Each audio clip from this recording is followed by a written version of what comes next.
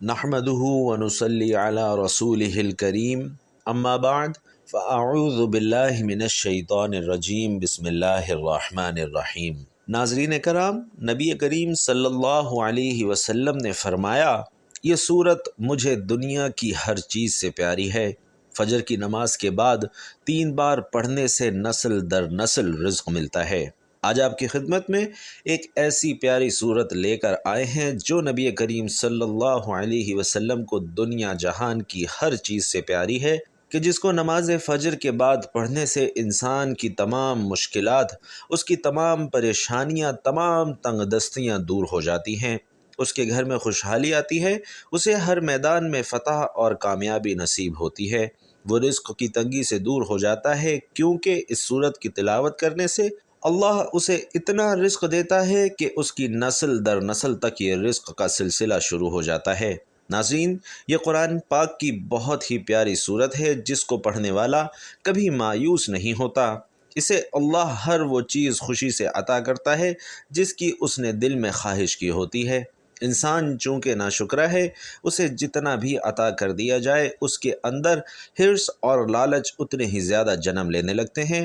جب اسے اللہ پاک کی طرف سے نعمتیں ملنے لگ جاتی ہیں تو اس کے دل میں خواہش پیدا ہوتی ہے کہ اللہ مجھے مزید سے بھی نوازے، مجھے فلاں نعمت بھی عطا کرے اور فلاں نعمت بھی دے دے۔ تو قرآن پاک کی ایسی صورت کا مجرب عمل ہے کہ جس کو پڑھنے والے کے دل کی تمام خواہشات کو اللہ اپنے کن سے تکمیل فرما دیتا ہے۔ یہ صورت حضرت محمد مصطفیٰ صلی اللہ علیہ وسلم پر کب اور کیسے نازل ہوئی، اس حوالے سے بھی واقعہ بیان کیا گیا ہے، جس کے لیے گزارش ہے کہ ویڈیو کو آخر تک لازمی دیکھیے گا تاکہ آپ کو اس صورت کی اہمیت اور اس کے شان نزول کا علم ہو جائے۔ یہ صورت ایسی ہے کہ جس کے نام سے ہی ظاہر ہو جاتا ہے کہ انسان زندگی کے کسی میدان میں بھی ناکام نہیں رہے گا، اس کو ہر میدان میں، ہر کام میں زندگی کا کوئی بھی مقصد ہو، انشاءاللہ کامیابی ہی نصیب ہوگی۔ محترم ناظرین، اللہ نے حضرت محمد مصطفیٰ صلی اللہ علیہ وسلم کی مقدس ہستی کو تمام انسانوں کے لیے رحمت للعالمین بنا کر بھیجا۔ اللہ پاک فرماتے ہیں کہ بے شک ہمارے پاس اللہ کی طرف سے ایک نور ہے، یعنی حضرت محمد مصطفیٰ صلی اللہ علیہ وسلم، اور ایک روشن کتاب یعنی قرآن مجید۔ حضور نبی کریم صلی اللہ علیہ وسلم کی پسند ناپسند ہر مسلمان کے لیے بہت زیادہ اہمیت رکھتی ہے، کیونکہ اسی محاذ پر اس کی کامیابی یا پھر ناکامی کا انحصار ہے۔ یعنی اگر آپ صلی اللہ علیہ وسلم کی پسندیدہ چیزوں سے، پسندیدہ کاموں سے پیار کریں گے، انہیں پسند کریں گے، اور آپ صلی اللہ علیہ وسلم کی طرز زندگی کو اپنائیں گے، آپ صلی اللہ علیہ وسلم کی پسند ناپسند کا خیال رکھیں گے، تو اللہ پاک آپ کو عزت، دولت، شہرت، کامیابی اور دنیا کی ہر چیز سے نوازیں گے، اور جن چیزوں سے حضور نبی کریم صلی اللہ علیہ وسلم دور رہتے تھے، جنہیں ناپسند کرتے تھے، تو آپ بھی اگر ان چیزوں کو ناپسند کریں گے، ان سے دور رہیں گے، تو اس طرح بھی اللہ آپ کی زندگی کو کامیابیوں سے ہمکنار کریں گے، اور آپ کی زندگی سے پریشانیوں کو، غموں کو انشاءاللہ دور فرما دیں گے، دونوں جہان میں بلند مقامات عطا فرمائیں گے۔ سرکار دو عالم صلی اللہ علیہ وسلم کو اللہ رب العالمین نے رحمت للعالمین بنا کر دنیا میں بھیجا۔ ناظرین، یہ لقب اور شرف ایسا ہے جو کسی اور کے لیے استعمال نہیں کیا گیا۔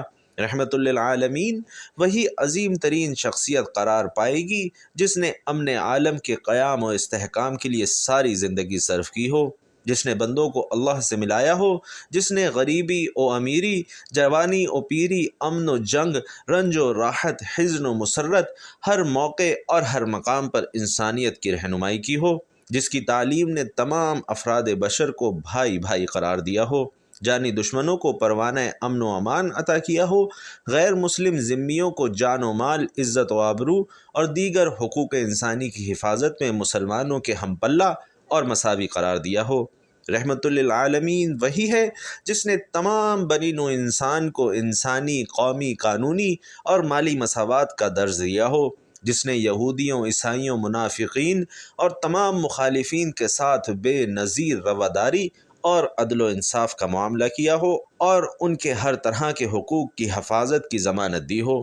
جس نے انسانوں کے تمام طبقات، امیر و غریب، عوام و خواص، بوڑھوں بچوں جوانوں، مردوں عورتوں، نیک و بد، محنت کشوں مزدوروں، غلاموں کنیزوں کے ساتھ رواداری، غم گساری، مساوات اور ہمدردی کے جذبات سے معاشرے کو آراستہ کیا ہو۔ سرور عالم صلی اللہ علیہ وسلم کی حیات طیبہ رواداری، مساوات، ہمدردی، غمخواری، غم گساری، عفو و درگزر اور رحم و کرم کے واقعات سے معمور نظر آتی ہے۔ عام انسانوں کی خدمت، ان کی حاجت روائی اور اشک شوئی سے سرکار دو عالم صلی اللہ علیہ وسلم کو بڑی دلچسپی رہی۔ خدمت خلق چونکہ دعوت کا راستہ ہموار کرتی ہے، دلوں کے بند دروازے کھولتی ہے، اس لیے اللہ نے نبوت سے پہلے نبی کریم صلی اللہ علیہ وسلم کو خدمت خلق کی تربیت دی۔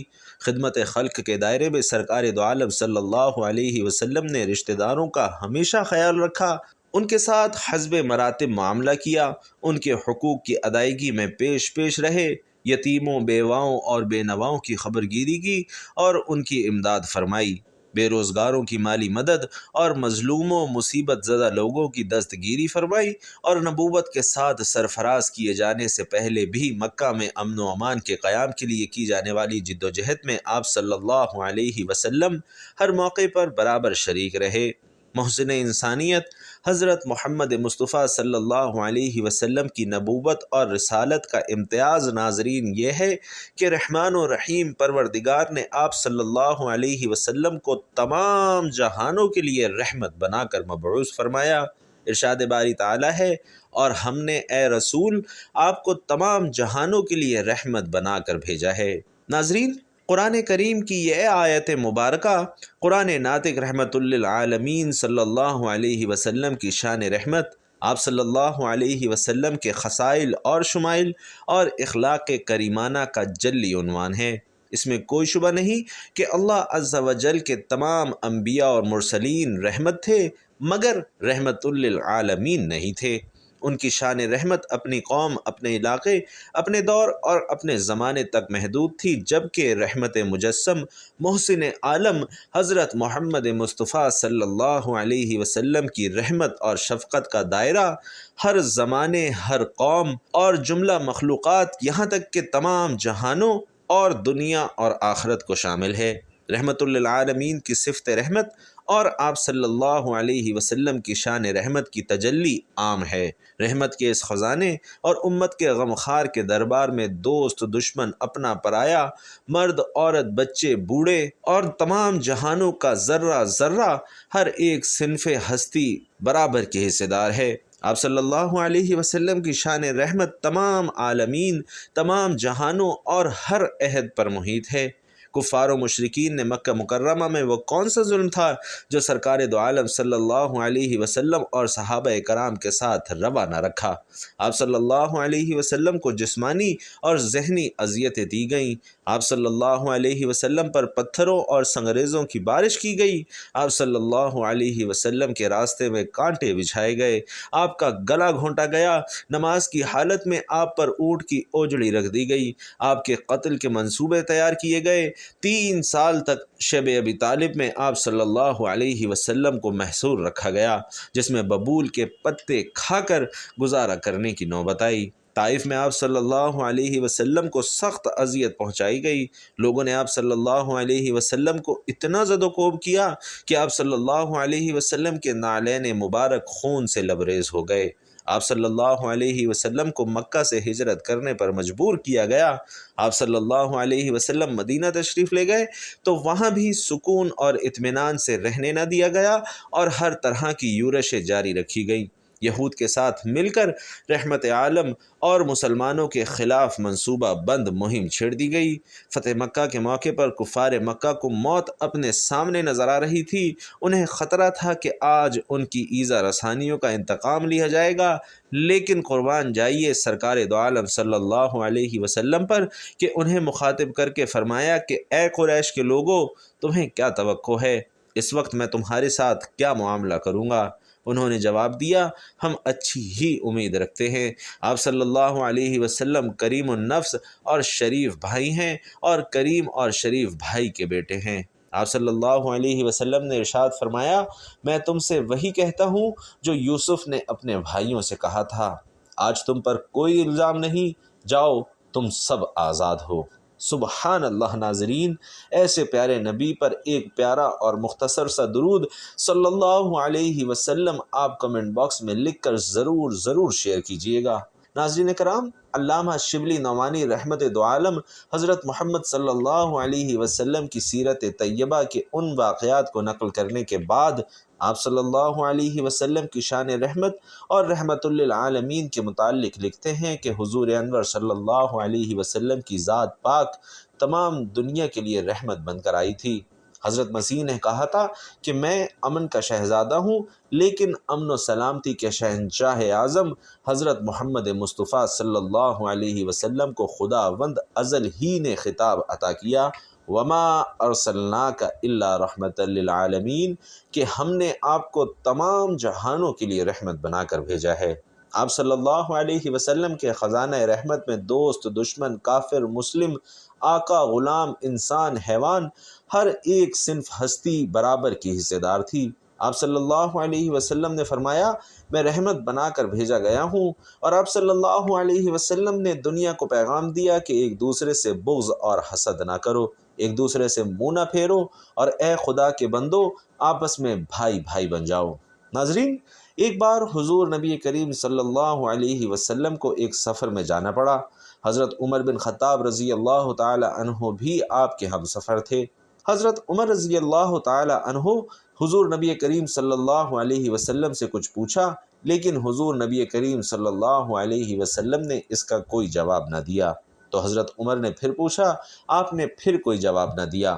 جب تیسری مرتبہ پھر پوچھا اور اس مرتبہ بھی کوئی جواب نہیں دیا، تو حضرت عمر رضی اللہ تعالی عنہ اپنی بے بسی پر رو پڑے کہ حضور نبی کریم صلی اللہ علیہ وسلم سے 3 مرتبہ عاجزی سے سوال کیا، اور نبی کریم صلی اللہ علیہ وسلم نے کسی مرتبہ بھی جواب نہیں دیا۔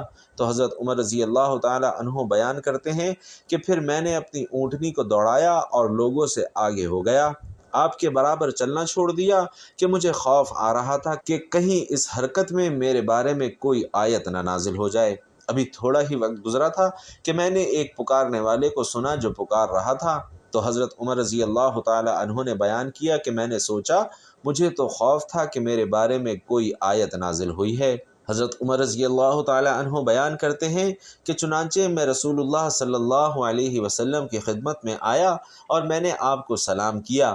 سلام کے جواب کے بعد نبی کریم صلی اللہ علیہ وسلم نے فرمایا کہ اے عمر، آج رات مجھ پر ایسی صورت نازل ہوئی ہے جو مجھے ان سب چیزوں سے زیادہ پسند ہے جس پر سورج نکلتا ہے۔ پھر آپ نے سورت فتح کی آیت انا فتحنا لک فتحا مبینا تلاوت فرمائی، یعنی قرآن کی یہ سورت الفتح ہے جو 26ویں پارے کی سورت ہے۔ قرآن پاک کی یہ سورت حضور نبی کریم صلی اللہ علیہ وسلم کو سب سے زیادہ پسند تھی۔ حضرت عمر رضی اللہ تعالی عنہ بخوبی جانتے تھے کہ میرا آگے بڑھ جانا اور رسول اللہ صلی اللہ علیہ وسلم سے دور ہو جانا نزول وحی سے رکاوٹ کا باعث نہیں ہے۔ اس کے باوجود وہ آگے اس لیے چلے گئے کہ بار بار سوال کرنے سے میں رسول اللہ صلی اللہ علیہ وسلم کی پریشانی کا باعث بنا ہوں۔ جب میں دور چلا جاؤں گا تو جو پریشانی آپ کو میری وجہ سے لاحق ہوئی وہ دور ہو جائے گی۔ آپ صلی اللہ علیہ وسلم پر سورت انا فتحنا کا نزول ہو رہا تھا۔ حضرت عمر کو یہ معلوم نہ تھا، اس لیے وہ بار بار پوچھتے رہے، مگر آپ صلی اللہ علیہ وسلم خاموش رہے، جس پر حضرت عمر نے آپ صلی اللہ علیہ وسلم کی خفگی پر محمول کیا۔ بعد میں حقیقت کھلنے پر صحیح کیفیت معلوم ہوئی۔ ناظرین، سورت انا فتحنا کا اس موقع پر نزول اشاعت اسلام کے لیے بشارت تھی، اس لیے آپ صلی اللہ علیہ وسلم نے اس سورت کو ساری کائنات سے عزیز ترین بتلایا۔ حضرت عمر رضی اللہ تعالی عنہ تقوی اور حب رسول کے اعلیٰ مقام پر فائز تھے۔ رسول اللہ صلی اللہ علیہ وسلم کے نزدیک حضرت عمر کا بڑا مقام تھا۔ حالات کی پریشانی سے انسان کا ایمان بھی ڈولنے لگتا ہے۔ وہ جس بات میں اپنی ناکامی دیکھ رہا ہوتا ہے، اللہ کے ہاں اس کی حکمت کوئی ہو سکتی ہے۔ اس لیے انسان کو اپنے ہر عمل میں اللہ سے نصرت مانگنی چاہیے تاکہ دنیا اس کے لیے سہل ہو اور ایمان کی دولت نصیب ہو۔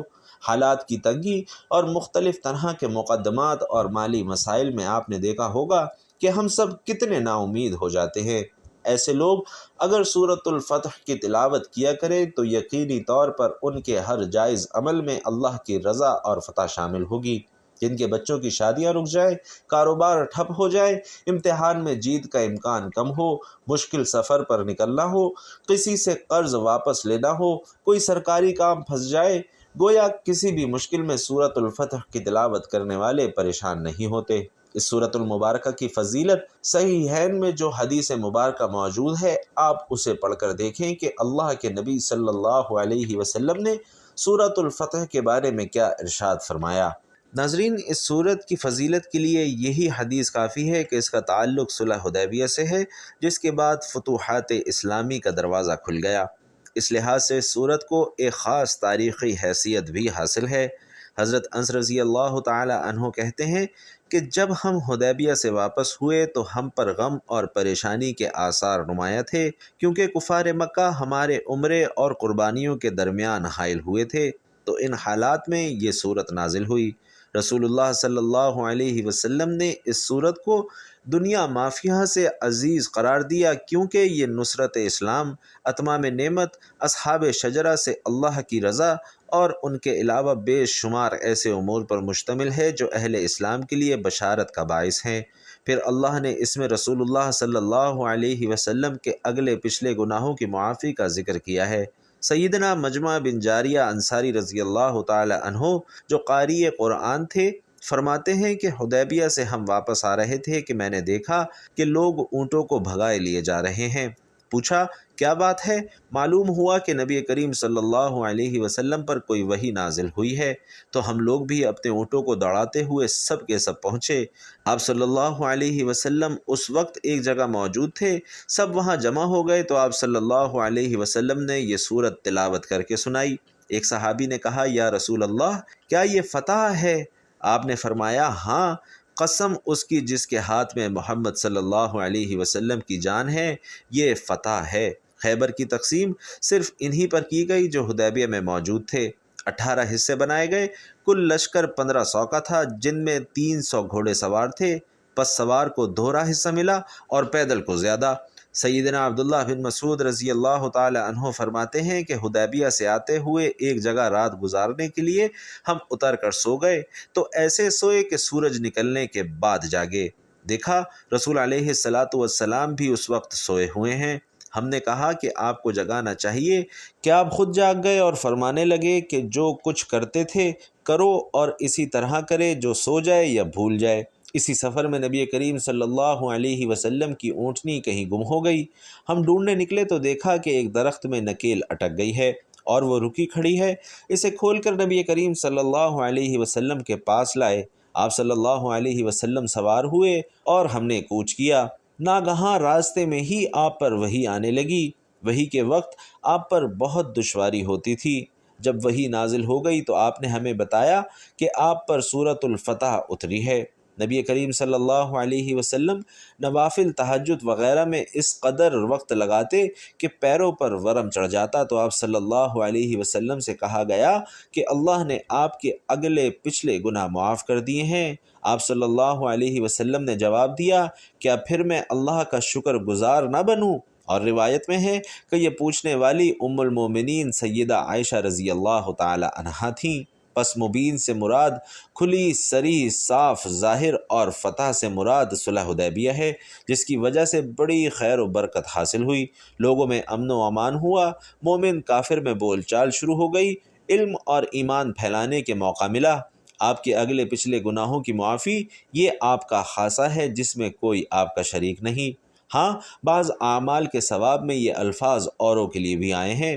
اس میں نبی کریم صلی اللہ علیہ وسلم کی بہت بڑی شرافت اور عظمت ہے کہ آپ اپنے تمام کاموں میں بھلائی، استقامت اور فرمانبرداری الہی پر مستقیم تھے، ایسے کہ اولین و آخرین میں سے کوئی بھی ایسا نہ تھا۔ اور چونکہ نبی کریم صلی اللہ علیہ وسلم سب سے زیادہ اللہ کے فرما بردار اور سب سے زیادہ اللہ کے احکام کا لحاظ کرنے والے تھے، اسی لیے جب آپ کی اونٹنی آپ کو لے کر بیٹھ گئی تو آپ نے فرمایا اسے ہاتھیوں کے روکنے والے نے روک لیا ہے، اسی کی قسم جس کے ہاتھ میں میری جان ہے، آج یہ کفار مجھ سے جو مانگیں گے میں دے دوں گا، بشرطے کہ اللہ کی حرمت کی ہتک نہ ہو۔ تو ناظرین، آج کے وظیفے کی جانب نکلتے ہیں اور آپ کو بتاتے ہیں کہ آپ نے سورۃ الفتح کو کس طرح پڑھنا ہے، جو حضور پاک صلی اللہ علیہ وسلم کی پسندیدہ صورت ہے، جو آپ صلی اللہ علیہ وسلم کو دنیا کی ہر چیز سے زیادہ پیاری ہے، کہ جس کو پڑھنے سے انسان کی نسل در نسل رزق بڑھتا چلا جاتا ہے۔